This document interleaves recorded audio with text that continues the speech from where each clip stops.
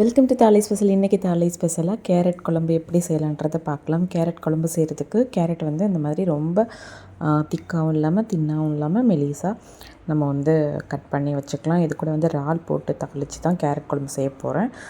தேங்காய் பாலோட ஃபஸ்ட்டு பால் அப்புறம் செகண்ட் தேர்டு பால் வந்து நான் தனித்தனியாக எடுத்து வச்சுருக்கேன். இப்போ வந்து தாளிச்சிடலாம். தேங்காய் எண்ணெய் சேர்த்துக்கோங்க. கேரட் ஆனம் வைக்கிறதுக்கு தேங்காய் எண்ணெய் சேர்த்து கடுகு சேர்த்துட்டு ஒரு வெங்காயம் அதுவும் கட் பண்ணி சேர்த்துட்டு கருவேப்பிலையும் சேர்த்து நல்லா வதக்கி விட்டுறலாம். இது கூட வந்து எறா சேர்த்துக்கோங்க. எறா சேர்த்து கேரட் ஆனம் செய்யும்போது நல்ல வாசமாக இருக்கும். இப்போ இது கூட கட் பண்ணி வச்சுருந்த தக்காளி சேர்த்துக்கலாம். தக்காளி சேர்த்துட்டு ரொம்ப வதங்கணும்னு அவசியம் இல்லை. இப்போ வந்து கேரட் சேர்த்துடலாம். கேரட்டும் சேர்த்துட்டு மீடியம் ஃப்ளேமில் வச்சு கேரட்டை வந்து வேக வச்சுருங்க. அதுக்கப்புறம் வந்து நம்ம செகண்ட் அப்புறம் தேர்டு அந்த பால் இருக்குல்ல, தேங்காய் பால், அதில் வந்து மசாலா சேர்த்து இதில் சேர்த்து உப்பெல்லாம் தேவையான அளவுக்கு சேர்த்து இதில் சேர்த்துடலாம். இப்போ வந்து மீடியம் ஃப்ளேமில் வச்சு ஒரு மூடி போட்டு கேரட் வந்து வேகட்டும்.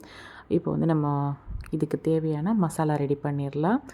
ஒரு பச்சை மிளகா கீர்னது இது கூட சேர்த்துக்கிட்டு கறி மசாலா தூள் வந்து 2 ஸ்பூன் போட்டிருக்கேன். கறி மசாலா தூள் அப்படின்னா பட்டை கிராம்பெல்லாம் சேராத கறி மசாலா. அது கூட வந்து 1 ஸ்பூன் வந்து தனி மிளகாத்தூள், அப்புறம் 1/4 டீஸ்பூன் வந்து மஞ்சள் தூள் சேர்த்துட்டு உப்பும் சேர்த்துட்டு உப்பு வந்து டேஸ்ட் பண்ணி பார்த்துக்கிட்டு திரும்பவும் நம்ம சேர்த்துக்கலாம். ரொம்பவே சூப்பராக இருக்கும் இந்த குழம்பு. வந்து புளிக்குழம்பு, காரக்குழம்பு இப்படிலாம் ரொம்ப ஓவராக மசாலா சேர்த்து நம்ம சாப்பிட்ருப்போம். வாரத்தில் 1 நாள் இல்லைனா 2 நாள் இந்த மாதிரி கேரட் குழம்பு நீங்கள் செஞ்சு சாப்பிடும்போது குழந்தைங்க ரொம்பவே விருப்பப்பட்டு சாப்பிடுவாங்க. காரமும் வந்து மீடியமாக அளவாக இருக்கும். கண்டிப்பாக இந்த மாதிரி நீங்களும் ட்ரை பண்ணி பாருங்கள்.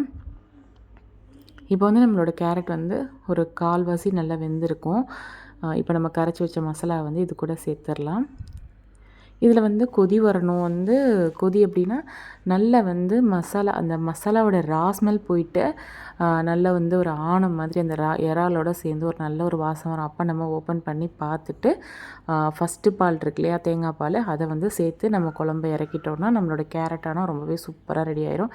இதுக்கு சைடிஷ் வந்து மாசி நான் வந்து இன்றைக்கி பிசைய போகிறேன். இதுக்கு வந்து உப்பு, காஞ்ச மிளகாயெல்லாம் போட்டு நான் வந்து மாசி வந்து தூள் பண்ணி வச்சுருக்கேன். இது கூட வந்து வெங்காயம், பச்சை மிளகாய், அப்புறம் வந்து துருவின தேங்காய் இதெல்லாம் தான் சேர்த்து மாசி பிணைய போகிறேன்.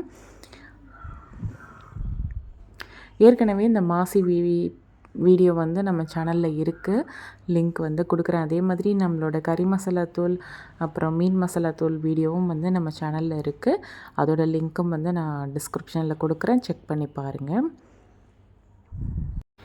கேரட் ஆனம், அதுக்கப்புறம் வந்து வெண்டைக்காய் ஆனம், பீன்ஸ், பீட்ரூட் ஆனம், இதிலெல்லாம் வந்து நம்ம ஆனம் செய்யும்போது இந்த மாசி, கருவாடு இந்த மாதிரி வச்சுட்டு சாப்பிட்டோன்னா ரொம்பவே சூப்பராக இருக்கும்.